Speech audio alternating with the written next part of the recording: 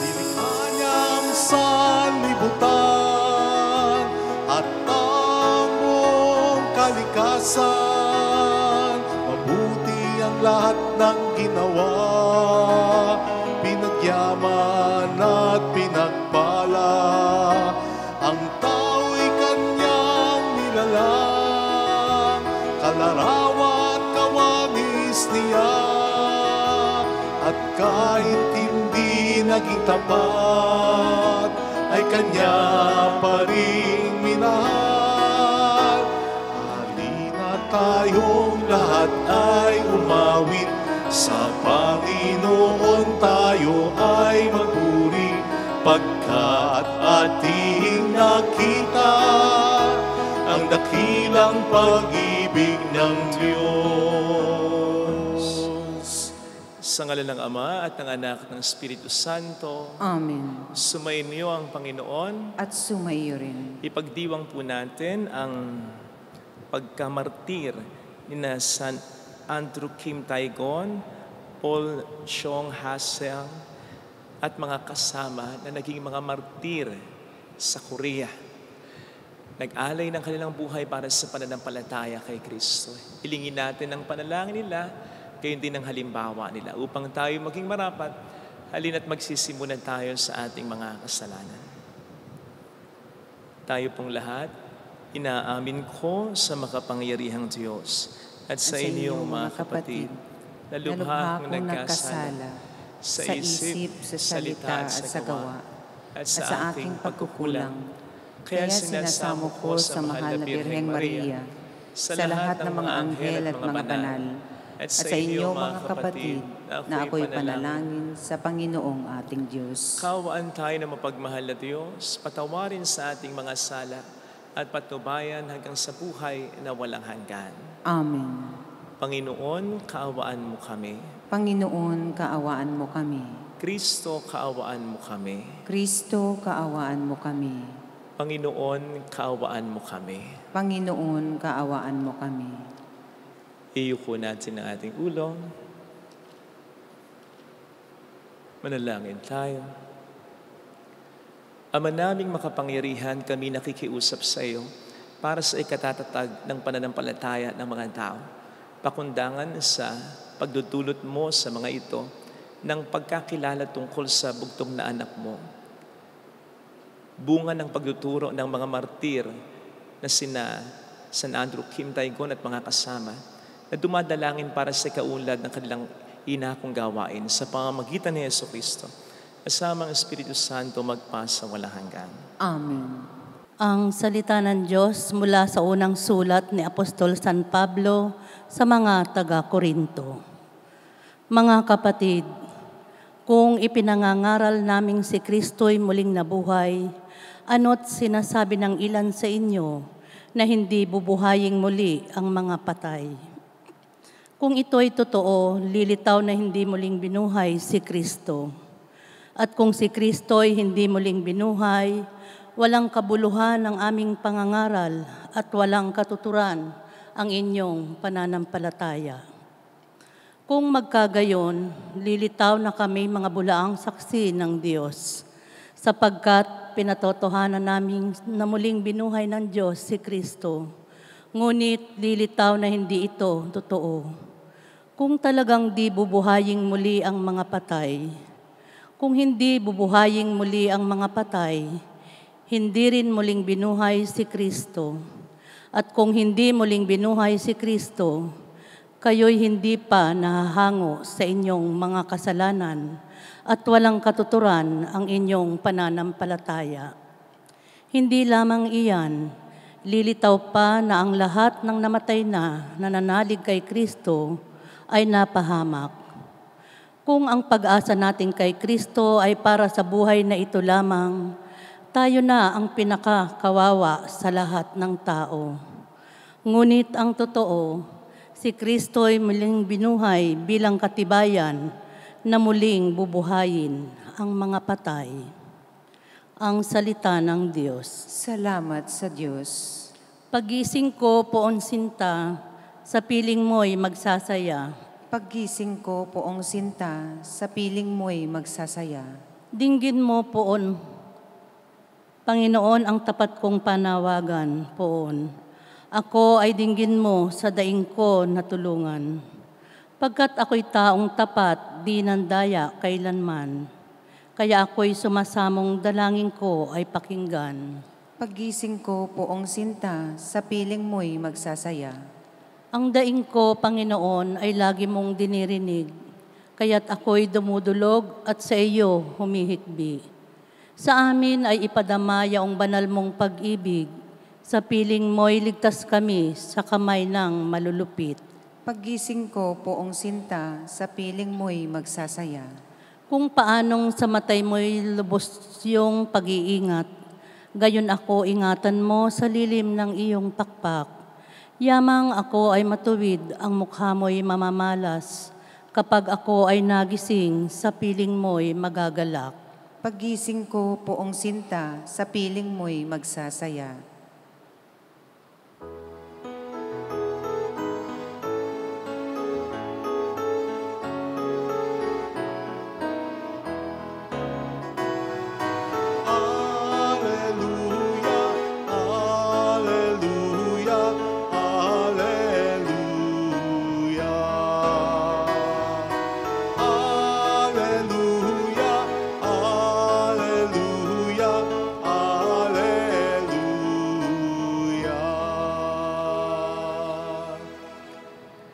Sumayin niyo ang Panginoon. At sumaiyo rin. Ang mabuting balita ng Panginoon ayon kay San Lucas. Papuri sa iyo, Panginoon. Noong panahong iyon, nilibot ni Jesus ang mga bayan at nayon. Nangaral siya at nagtuturo ng mabuting balita tungkol sa paghahari ng Diyos. Kasama niya ang 12 at ilang babaeng pinagaling niya sa masamang espiritu at mga karamdaman. Si Maria na tinatawag na Magdalena, mula sa kanya'y 7 demonyo ang pinalayas. Si Juan ang asawa ni Kusa, nakatiwala ni Herodes. Si Susana at marami pang iba. Ang ari-arian nila ang itinustos nila sa pangangailangan ni Jesus at ng kanyang mga alagad. Mga kapatid, ang mabuting balita ng Panginoon. Pinupuri ka namin, Panginoong Hesukristo.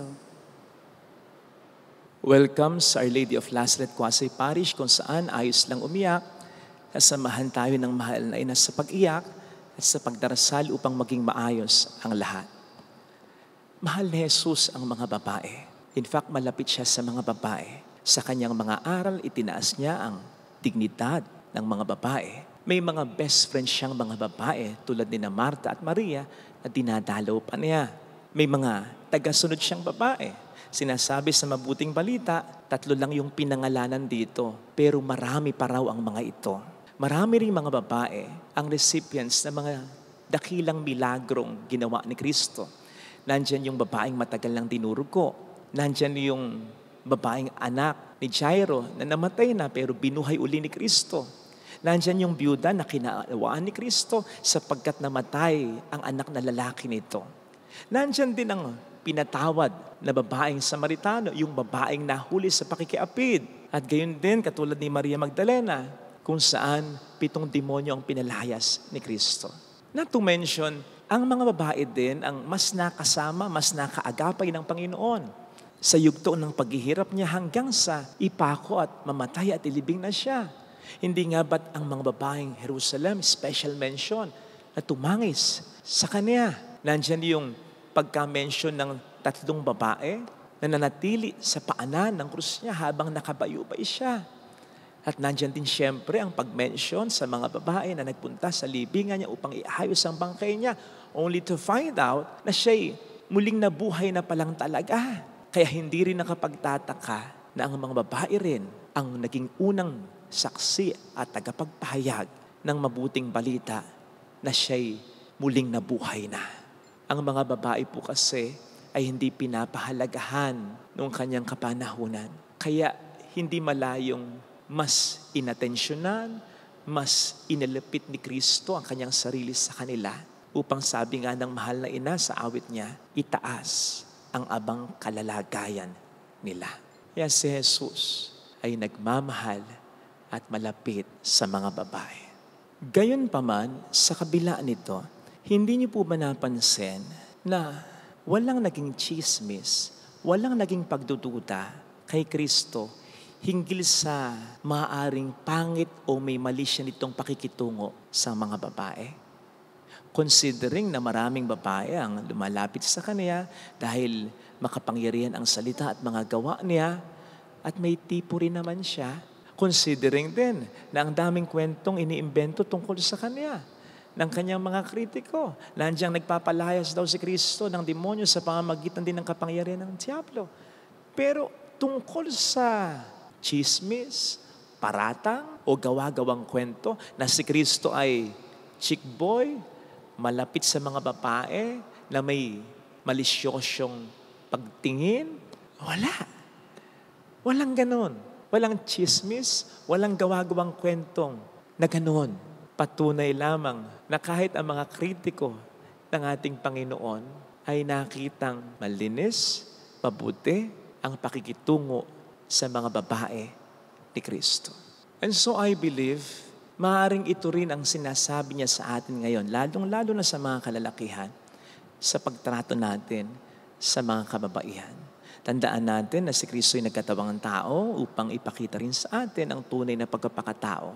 And in our case, mga lalaki, upang ituro sa atin ang tunay na pagpapakalalaki. And this certainly includes yung paggalang natin, pagrespeto natin sa mga babae. Palagay ko nga po ay hango sa kanyang sariling karanasan yung sinabi ng ating Panginoon minsan, sino mang tumingin ng may masamang pagnanasa sa babae ay nagkakasala, nangangalo niya na siya sa kanyang puso. I mean, base sa kanyang karanasan, sapagkat po pwedeng tinukso rin siya ng demonyo sa aspetong yan. Pero kanyang naiwasan, kanyang napagtagumpayan, sapagkat ito ay iniwasan niya at pinanatili niyang mabuti ang puso niya. Kaya ito rin, sa palagay ko, ang hinihiling ng Panginoon sa atin upang maging mabuti at may respeto ang pakikitungo natin, mga lalaki, sa mga babae na na-encounter natin, halimbawa sa social media at sa pang-araw-araw na pamumuhay natin. Baka po kasi maisip natin na natural lamang na tayo makaisip ng hindi maganda, makaramdam ng hindi maganda kapag nakakakita tayo ng mga babae o sa kaso ng mga babae, ng mga lalaki na sexy ang pananamit o itsura. So much so na kapag nakaramdam tayo ng hindi maganda, ang sisi ay agad nating ibubunton sa kanila. Naalala ko tuloy yung kaibigan kong lalaki, minsan nagsabi sa akin, naiinis daw siya sa mga babae na kung manamit ay sexy. Sabi ko naman, baka naman tol, wala sa kanila ang problema. Baka nasa iyo lang talaga. Baka naman din nila intensyon na tuksuhin ka, pero nagpapatukso ka. Until all of a sudden, habang kami nag-uusap, ay dumaan na sexing babae. Sabi niya, yan, father. Hindi ka man naapektuhan dyan. Hindi ako nakapagsalita. Hindi dahil tama siya sa iniisip niya, kundi dahil yung sinabi ko sa kanya, that moment ay po pwedeng naging applicable din sa akin talaga. Na wala dun sa babaeng yun ang problema, kundi nasa sa akin din talaga. Maliwanag ang sabi ng Panginoon na hindi ang mga pumapasok sa katawan ng tao ang siyang nagpaparumi sa Kanya, kundi yung nanggagaling sa kaibuturan ng puso niya. And this certainly includes yung mga nakikita, narinig natin na hindi maganda, katulad ng isang babae o lalaki na sexy ang pananamit, galaw at tsura. Hindi yun ang nagpaparumi talaga sa atin, kundi yung nilalaman na ng puso natin. In the case of yung kwentong sinabi ko kanina, sabi ko dun sa kaibigan ko, ito yung sinasabi ko sa iyo, naapektuhan tayong dalawa. Hindi dahil yung babaeng yun ang may problema, kundi yung laman ng puso nating dalawa. Hindi ko po necessarily pinagtatanggol yung mga babae na nagsusuot ng sexy clothing. Pero papaano kung hindi naman nila intention talaga na magpa-sexy sa atin? You cannot judge them. Besides, modesty is a matter of the heart. Hindi porke nagdadamit ng sexy ay carnal, makamundo na agad. Kung papaanong hindi naman porke balot na balot ang katawan ay banal na agad. Gayun din naman, hindi lahat ng nakakatingin sa mga babae o lalaking sexy ang damit at tsura ay nagnanasaan na. May iba na humahanga lang talaga. Parang yung mga art sa Europa na nakahubad na, yung mga ukit, yung mga estatwa. Anong nararamdaman mo pag nakikita mo yan? Kapag tinitingnan mo yan ng may pag-iisip na kabastusan, ay may problema sa ating puso't kalooban. Pero kapag habang tinitingnan mo yan ay humahanga ka, lalong-lalo sa umukit na yan, ay maganda ang laman ng ating puso't kalooban. Consequently, mas lalong hindi ko po pinagtatanggol yung mga babae o lalaki na ang intensyon ay maging bastos talaga. Ang intensyon ay ang akit talaga.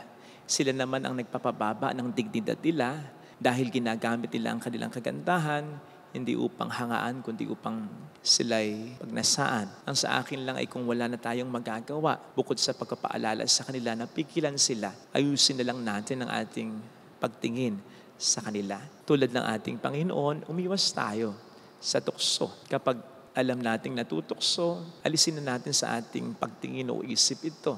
Huwag din tayong manunood o magbabasa ng mga babasahing bastos, sapagkat yun ang magkukultivate ng kabastusan sa ating puso't kalooban, at hilingin din natin ang tulong ng Panginoon na maging maayos lagi ang laman ng ating puso, na maging maayos lalo at lagi ang pagtingin natin sa kahit sino mang taong nagpapakita o nagpaparamdam ng hindi ka nais-nais sa atin.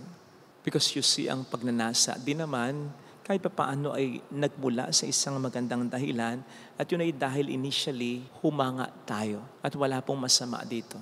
It's just that along the way, yung paghanga tumuloy sa pagnanasa at hindi sa tuloy-tuloy na paghanga. Kaya next time na maka-encounter tayo ng mga ganito, tukso ito. Tukso ito, either gumawa tayo ng masama o gumawa tayo ng mabuti. Let us deal with it ng tama at wasto.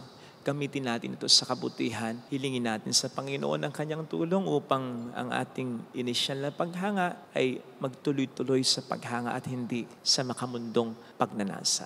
Makita nawa natin ito bilang obra maestra ng Diyos. Kaya kinakailangan nating igalang ng lubos. Makatutulong yung sinabi minsan ni St. Augustine, the moment you find yourself attracted by a beautiful body, praise God for it. Then raise your praise and joy to the heavens. Na para bang, Lord, ang galing mo kasi ang ganda niya. Nakahanga siya. Panatilihin mo na yung paghanga mo ay maging paghanga lamang talaga. But then stop kung sa tingin mo ito'y nagiging pagnanasa na. Makatutulong na tingnan mo siya sa kanyang kabuuan at hindi lamang yung isa o dalawang parte ng kanyang katawan. Same thing sa mga nagdadamit naman. Tingnan natin ang buo nating sarili, yung buo nating katauhan, sapagkat nandun ang ating kahalagahan at hindi sa isa o dalawang parte ng katawan lamang. Ang ating kagandahan, ang ating dignidad ay nasa buo nating katauhan.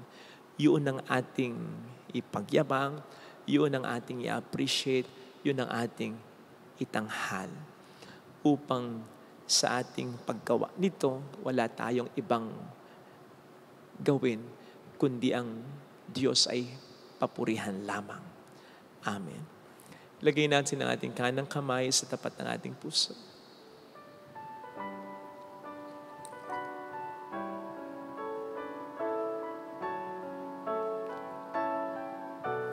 Awitin natin, alam kong may magagawa ang Diyos.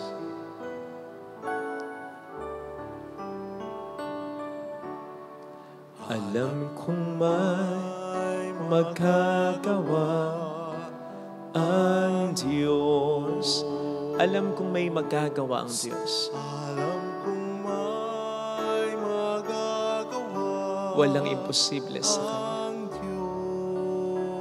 Kung ako'y magtatapat, Kung ako'y magtatapat sa Kanya'y maglilingkod, sa Kanya'y maglilingkod, alam kong may magagawa ang Diyos. may magagawa ang Diyos. Alam kong diringhin ng Diyos ang samo ko, Alam kong di sapagkat mahal niya ako.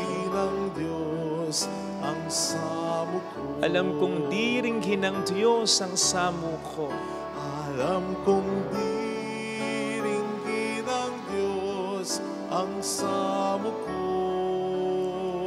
kung ako'y magtatapat, Kung ako'y magtatapat sa Kanya'y maglilingkod. sa Kanya'y maglilingkod, Alam kong diringhin ng Diyos ang samo ko. diringgin ng Diyos ang samo ko. Pikit natin ang ating mga mata. Panginoon, tulungan mo kong maging maayos ang pakikitungo ko sa kapwa ko. Tulungan mo ring maging maayos ang pagtingin ko sa katawan ko. Tingnan ko ang katawan ko, ang katauhan ko at ang kapwa ko ng may respeto. At ibase ko ang halaga ng aking kapwa, ng aking pagkatao, hindi sa aking itsura, kundi kung paano mo ko pinahalagahan. Ako ay nilikha mo ng may dignidad at may karangalan. Nilikha mo ako na hindi ka pwedeng magkamali. Nilikha mo ako ng may layunin. Nilikha mo ako ng may pagmamahal. Salamat, Panginoon. Hallelujah! Purihin ng Diyos. Hallelujah! Pasalamatan siya. Siya ay muling babalik sa atin. Hindi niya tayo iiwan. Hindi niya tayo pababayaan.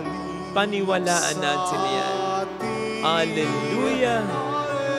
Purihin ng Diyos. Hallelujah! Sa takdang panahon ay babalik ang Panginoon upang tayo ay kunin tapat siya sa Kaniyang mga pangako sa atin. Sabihin mo sa sarili mo, mayroong magandang mangyayari sa iyo. Higit pa sa inaasahan mo sapagkat mahal ka ng Diyos. Pakatandaan mo. Kung lalapit ka kay Jesus, maaring matagal, maaring mahirap, pero magiging maayos din ang lahat. Mayroong magandang mangyayari sa iyo. Mangyayari sa iyo kung lalapit kay Jesus. Kung lalapit kay Jesus. Papuri sa Ama at sa Anak sa Espiritu Santo. Kapara ng sa unang-una, ngayon ang magpakailanman, magpasawalang hanggan. Amen. Pag-aalay.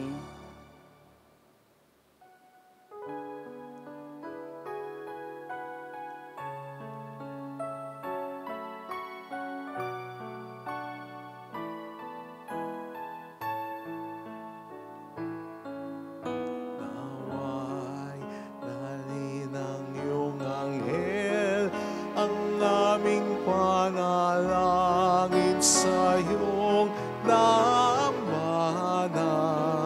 katulad ng alimuyak ng insenso, umakyat sa kalangitan.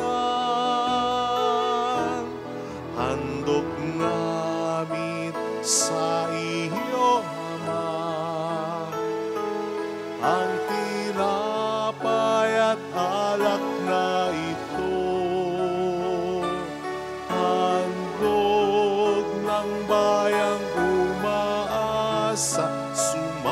at nagmamahal sa'yo.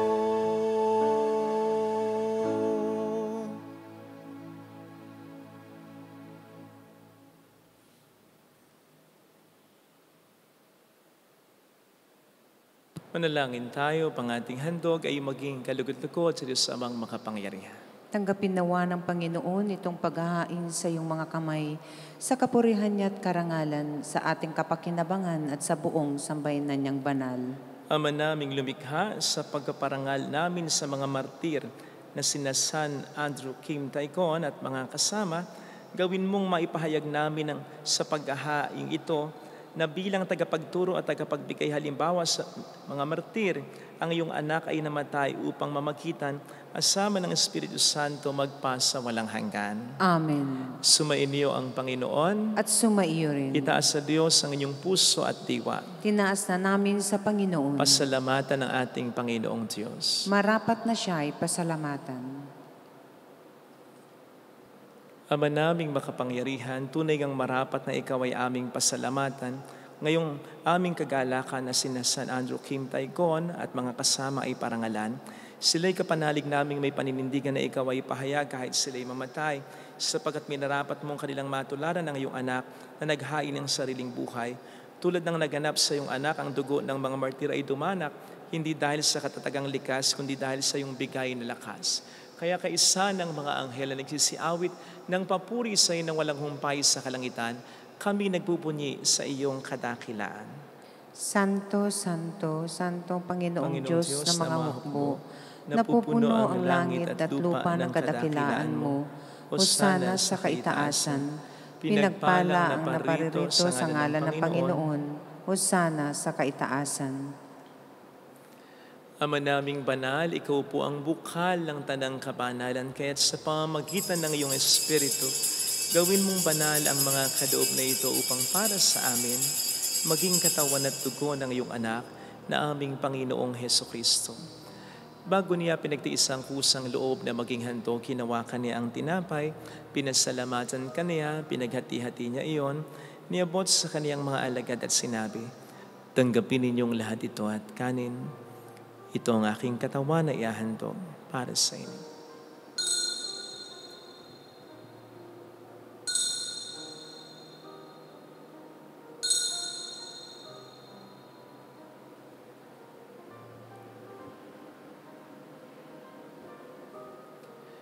Kaya hindi naman nang matapos ang hapunan, hinawakan niya ang kalis, muli kaniyang pinasalamatan. Iniabot niya ang kalis sa kaniyang mga alagad at sinabi, "Tanggapin ninyong lahat ito at inumin. Ito ang kalis ng aking dugo ng bago't walang hanggang tipan. Ang aking dugo na ibubuhos para sa inyo at para sa lahat. Sa ikapagpatawad ng mga kasalanan, gawin niyo ito sa pag-alala sa akin."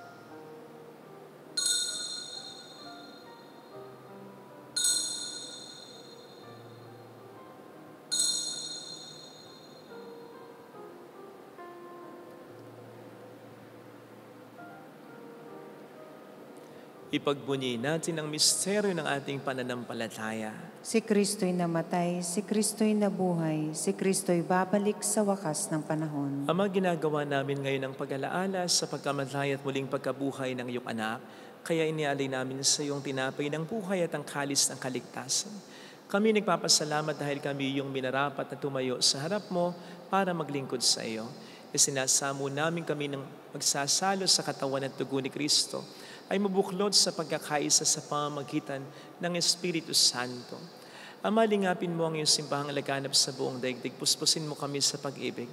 Kaysa ni Francisco na aming Papa, ni Dennis na aming Obispo at ang Tanang Kaparian, alalahanin mo rin ang mga kapatid naming nahimlay nang may pag-asang sila'y muling mabubuhay, gayon din ang lahat ng mga pumanaw. Kaawaan mo sila at patuloyin sa iyong kaliwanagan. Kaawaan mo at pagingtapatin kaming lahat na makasalo sa iyong buhay na walang wakas. Kaysa ang mahal na Birhen ng Lazaret, ang ina ng Diyos, isanusay ang kabiyak ng kanyang puso lahat ng mga banal na namuhay dito sa daigdig ng kalugod-lugod sa iyo. May pagdiwang nawa namin ang pagupuri sa ikararangal mo sa pamamagitan ng iyong anak at aming Panginoong Hesukristo. Sa pamamagitan ni Kristo, kasama niya at sa Kaniya, Ang lahat ng parangal, papuri ay sa iyo, Diyos amang makapangyarihan, kasamang Espiritu Santo magpa sa walang hanggan. Amen. Tumawag tayo sa ating Ama.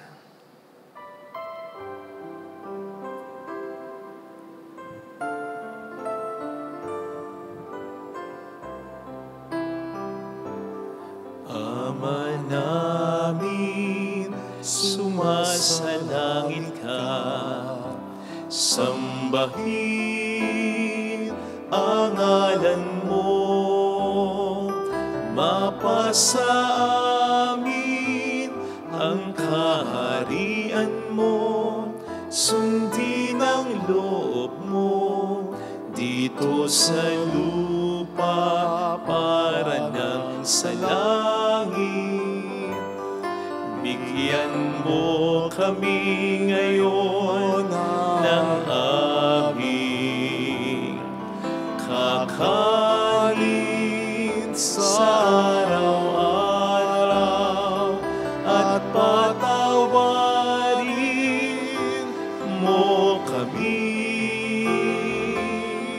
sa aming mga sala, para ng pagpapatawad namin sa nagkakasala sa amin, at huwag mo kaming ipahintulot sa tukso, at ihadya mo kami sa lahat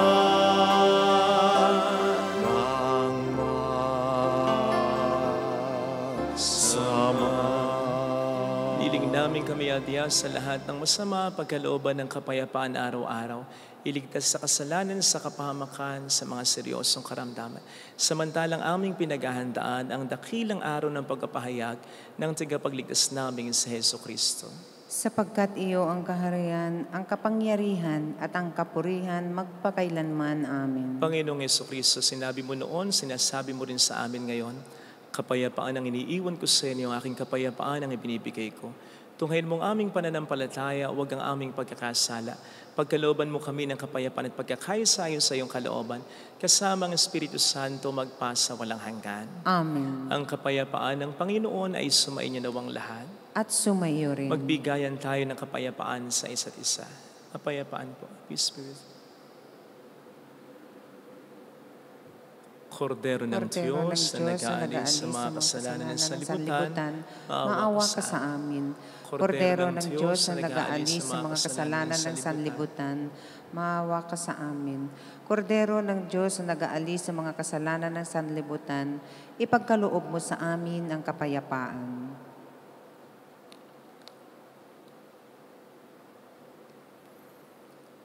Narito sa harap natin ang Panginoon, ang ating buhay at kaligtasan. Mapalad tayong inaanyayahan. Panginoon, hindi ako karapat-dapat na magpatuloy sa iyo, ngunit sa isang salita mo lamang ay gagaling na ako.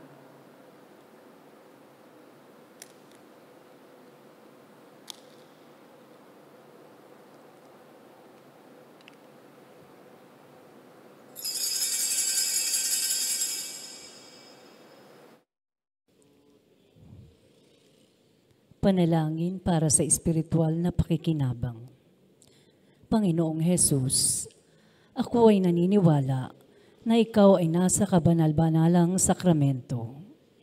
Iniibig kita ng higit sa lahat at ninanasa kong tanggapin ka sa aking kaluluwa. Sapagkat sa mga sandaling ito, hindi kita matatanggap sa sakramento. Tumuloy ka sa espiritu sa aking puso. Niyayakap kita na parabang naririto ka na. Inaalay ko ng buong buo ang aking sarili sa iyo. Huwag mong hayaang mawalay ako sa iyo. Amen. Sayang iyong hangad sa akin noon pa man. Ngunit kahit ng puso kong ito sadya kitang nalimot sa salay na lugmok. Gayunpaman, katulad ko'y inibig mo pa rin. Nais mong maibalik ako sa iyong piling. Kahit tanging anak iyong ibinigay, sa aking kaligtasan buhay niya'y inalay.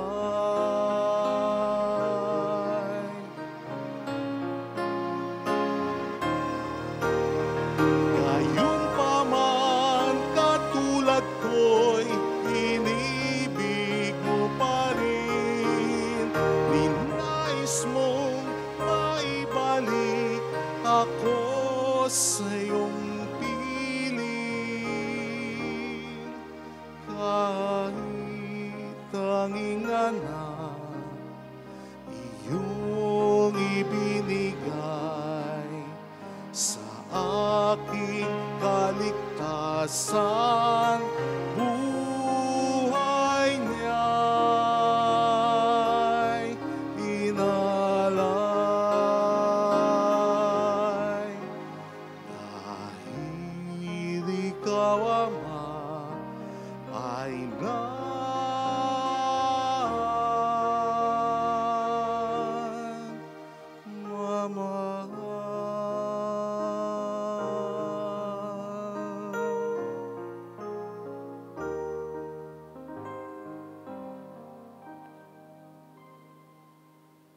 Manalangin tayo.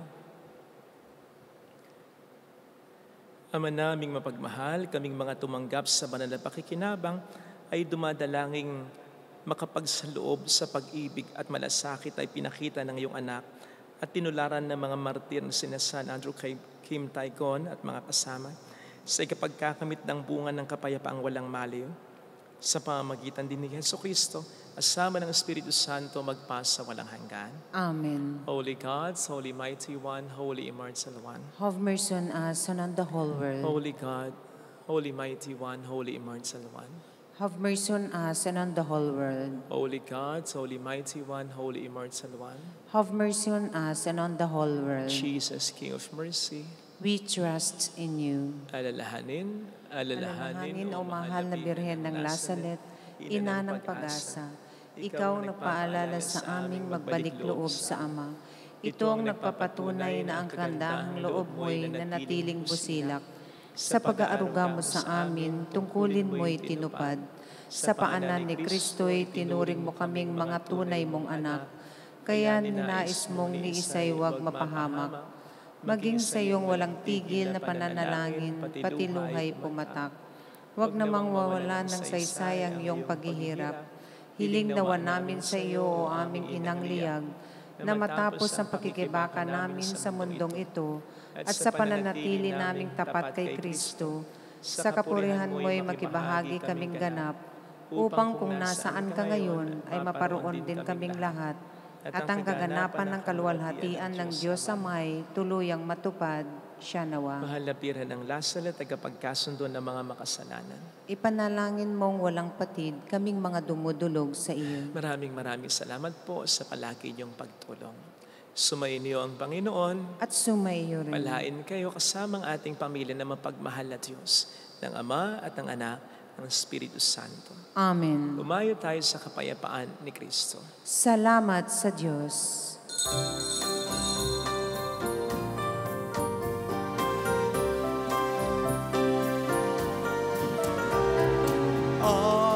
Aming inialay ang pag-ibig na walang kapantay. O kay sarap mabuhay kung may nagmamahal, pagmamahal na tunay at lagi aking nalisay. Ang birhen kong umibig ay walang sintamis, pagsintang sa kalinis, sa'yo hanggang langit. O Birhen, Birheng mahal, sa awit at sa dasal, aming iniaalay